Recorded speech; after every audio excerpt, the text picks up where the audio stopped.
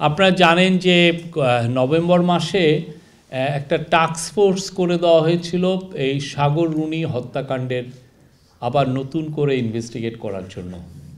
সাগর ও Rooney আমরা এখানে যারা আছি আমরা সবাই সাংবাদিক, আমাদের ভাই এবং বোন ছিলেন, এবং এটা আমাদের মানে খুবই একটা ট্রাজিক একটা অধ্যায় আমাদের সাংবাদিকতার।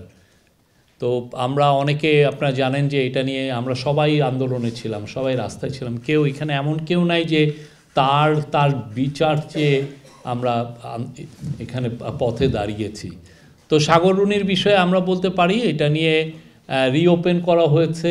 আবার যাদের অনেকে প্রায় 25-30 জন লোককে আমরা নতুন করে কথাবার্তা বলছি, সবগুলো এভিডেন্সগুলো আবার দেখা হচ্ছে। এটা নিয়ে খুব মানে অনেক বেশি কাজ হচ্ছে, আমি বলবো যে খুব দ্রুত গতিতে আছে। যেই টাইমটা আমরা লস করেছি সেটাকে কীভাবে মেকআপ করে এটার একটা ভালো, এটা খুবই একটা টাফ একটা টাস্ক হবে। জানেন ঘটনাটা কত 12-13 বছর আগে ঘটেছে, সেটাকে আবার নতুন করে ইনভেস্টিগেট করা। বাট এটা কাজ করছে পিবিআইয়ের প্রধান, এটা ইয়েছে ওনার সাথে আজকে আমাদের কলিগের কথাও হয়েছে ওনার সাথে।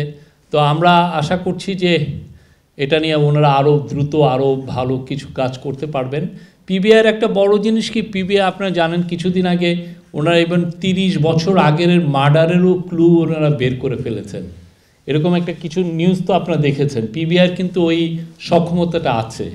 তো আমরা আশা করি, দেখি ওনারা কি, এটা খুবই কষ্টসাধ্য, বাট ওনারা এটা নিয়ে প্রচুর শ্রম দিচ্ছেন, আমাদেরকে জানিয়েছেন।